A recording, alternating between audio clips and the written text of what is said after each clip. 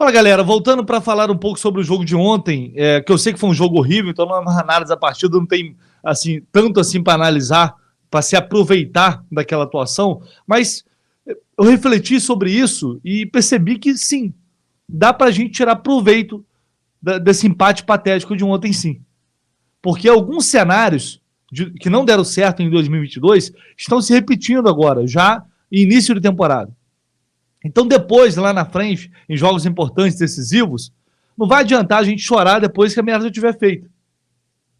A gente tem que tentar, na medida do possível agora, entre aspas, combater isso para evitar o mal maior lá na frente.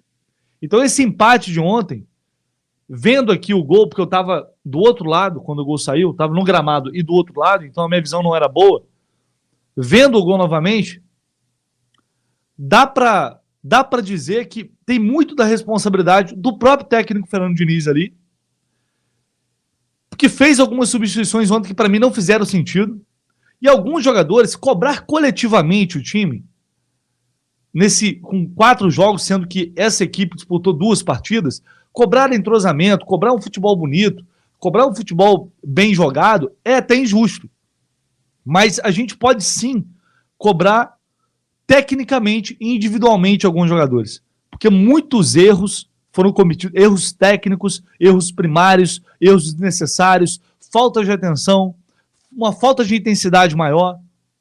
Então isso que eu vou debater com vocês aqui neste vídeo. E para completar, ontem a gente teve uma coletiva fantasma, né? Em pleno 2023, a gente teve uma coletiva fantasma. Fantasma não, porque ainda bem, os jornalistas estavam lá, o GE.globo publicou a entrevista, a gente não tem o vídeo da entrevista, ninguém gravou a entrevista, é impressionante isso.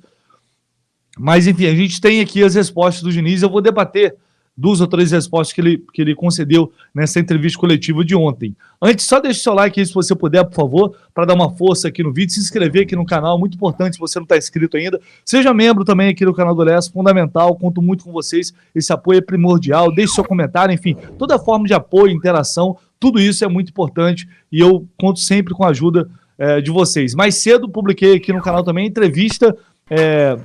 Vou deixar aqui para vocês o link, a entrevista que o André concedeu na Zona Mista, e foi uma entrevista excelente, confirmando que recebeu proposta, falando sobre o Felipe Melo, defendendo o Felipe Melo, falando sobre o que pesou para a permanência dele no Fluminense. Foi uma entrevista muito boa do André ontem na Zona Mista, vou deixar aqui para vocês nos cards e também depois só voltar aqui no canal que a entrevista está lá para você assistir na íntegra, tá bom?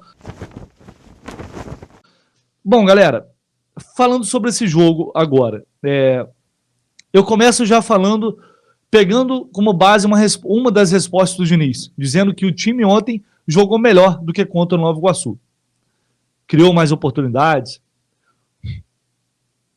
Isso é um grande mérito, porque o Boa Vista é o pior time do campeonato. Mas sim, é de longe, dos que eu vi pelo menos. É o pior. Então é claro que o Fluminense jogou mais, criou mais, porque o Boa Vista é ruim, é fraquíssimo. E estava com um homem a mais, a menos, quer dizer, desde os 10 do segundo tempo. Desde os 10 do segundo tempo. O Fluminense não fez gol nessa partida. Só quem fez gol nesse jogo aí foi o Boa Vista. Né? Então acho que isso já diz muito.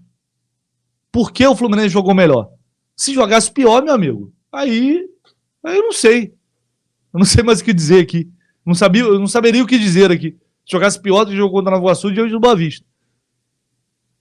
Deu para perceber uma melhora, assim, os jogadores se encontrando mais, se conectando, se achando um pouco mais, principalmente Lima e Keno, que foram as boas notícias desse jogo, que quando eles conseguiram encaixar alguma coisa, sair alguma coisa de interessante, para mim foi o que deu para aproveitar.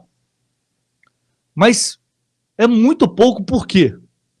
Porque o Diniz insistiu, e até, de certa forma, compreensível, por isso a gente tem um pouco de equilíbrio nessa análise, porque é só o segundo jogo dessa equipe. É compreensível por quê? Porque, enfim, beleza, o Diniz insistiu com o Michel Araújo centralizado, mais centralizado, apesar de que ele caiu muito pelos lados, não é uma questão física, mas inicialmente ele é um homem para armar as jogadas, é um homem que fica ali para distribuir o jogo como o Paulo Henrique Ganso, entre 1000 aspas aí. E não dá certo nessa função. Ele consegue fazer alguma coisa exatamente quando ele cai para um dos lados. Quando ele cai pelos lados, ele consegue construir alguma coisa. Fora isso, é inoperante. E por que eu acho que o Diniz insistiu nisso? Porque o Marrone fez uma boa pré-temporada, o Marrone se destacou nos treinos, ele falou, pô, vou colocar o cara para jogar. Né? O cara tá treinando bem, vou colocar o cara para jogar na posição dele, onde o Michel poderia atuar, aquele lado direito ali. E aí, com isso, ele desloca o Michel Araújo, e a gente tem em campo 2 jogadores que não conseguem produzir absolutamente nada. Não sai nada dos pés dele. Dos pés deles. Então, assim, entendo o treinador que quer dar oportunidade, a gente também quer ver, esperar uma resposta desses jogadores, mas essa resposta não está acontecendo. E aí eu acho que, de certa forma, acaba queimando também o Michel Araújo, que não está bem, mas não é um pereba. Não acho que ele seja um pereba, um jogador horroroso.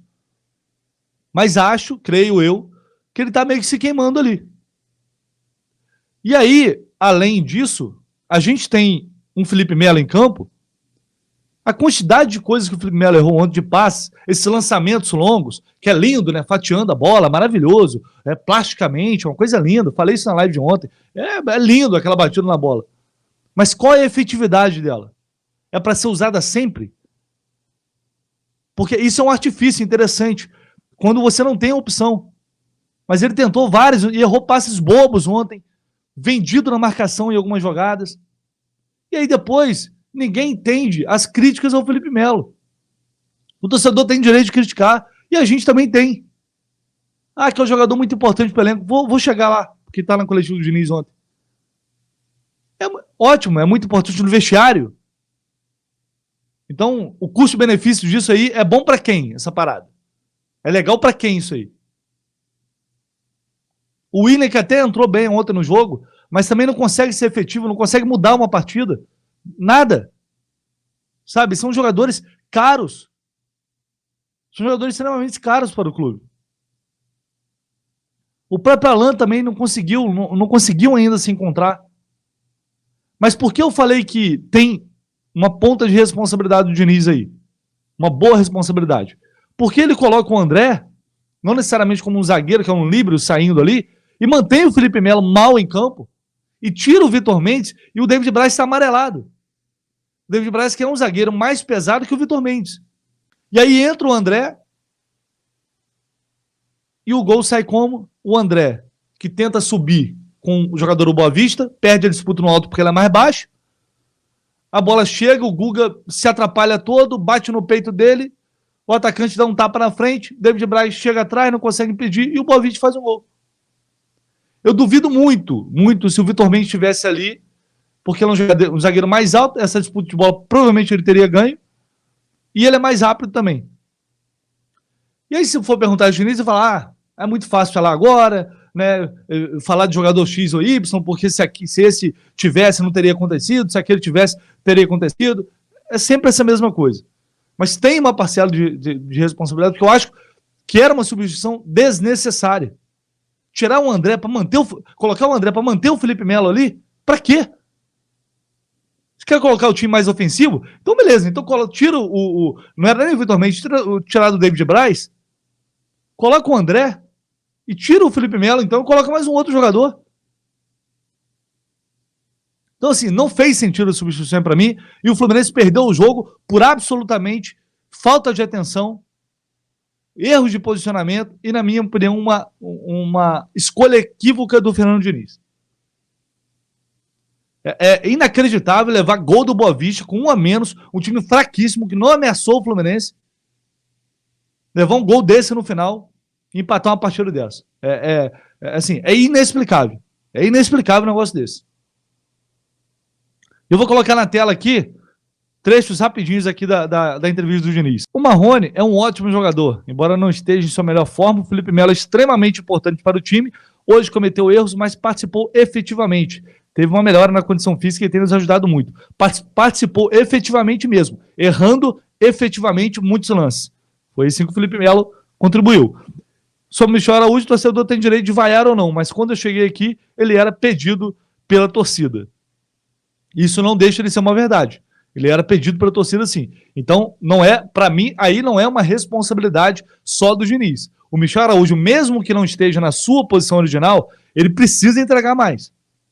Ele precisa entregar mais. Porque ela vai, Michel Araújo é uma merda, mas todo mundo pediu Michel Araújo. Ou a grande maioria da torcida, a grande parte da torcida. Só que eu acho que o Diniz poderia testá-lo no lugar do Marrone, por exemplo. Para ver se ele faz alguma coisa ali. Porque não dá para botar só na conta do Diniz, porque de fato tinha muita gente pedindo Michel Araújo. Isso é verdade. Sobre o resultado, ele fala aqui, em relação à equipe, evoluímos bastante no jogo do Nova Iguaçu. Se não evolui também, meu amigo. Quando vai escalar o time titular, ele falou, estou fazendo as coisas de uma maneira muito consciente, a evolução do time já mostra isso, mas é uma coisa natural. Vai chegar uma hora que eu vou colocar o time titular em determinado momento, isso vai acontecer. E aqui é a resposta que ele dá sobre o André. O André entrou inúmeras vezes de zagueiro, e hoje, de maneira especial, a gente não estava precisando de zagueiro, por conta da marcação deles. No segundo tempo, a bola estava sobrando para os zagueiros irem ao ataque, e ele entrou hoje por isso, porque ele teria mais força para chegar no ataque, e isso foi atendido. Mas como tomamos o gol, pode ser que tenha algum questionamento. É isso. Assim, eu entendo que não precisava de um zagueiro, né? Tinha gente sobrando. Mas por que o Felipe Melo tem que ser mantido no time? Por que não pode já, então, tirar o zagueiro, colocar o André no lugar do Felipe Melo, tirar um zagueiro, então colocar mais um homem ofensivo, já que a intenção não é chegar até a frente? Tem muito para mim que o Felipe Melo não saiu ontem para não ser vaiado, que ele seria vaiado. Então é isso. Aí, a consequência dessa parada é o que a gente viu ontem. Pode ter, eu não estou dizendo aqui que foi determinante, só aconteceu por isso. Também não dá para dizer o contrário.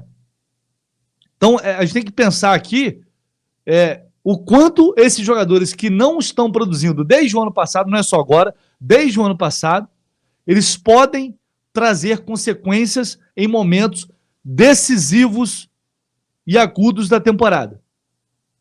Isso é que me preocupa, é pensando lá na frente, o quanto esses jogadores poderão, se continuarem não entregando dessa forma, ou alguns comprometendo dessa forma, o quanto o Fluminense pode ser prejudicado lá na frente. Então, Diniz, acho que vale refletir, não insistir em erros, deixar um pouco uma teimosia, algumas teimosias que se tem ali de lado, em prol do Fluminense. Não quero saber mais que o treinador, não tenho essa pretensão, mas eu acho que vale a reflexão para todos nós. Deixa o like aí, galera, seu comentário, se inscreva no canal, tamo junto, fiquem ligados aí que tem mais conteúdo hoje ainda aqui no canal do Lessa. Valeu!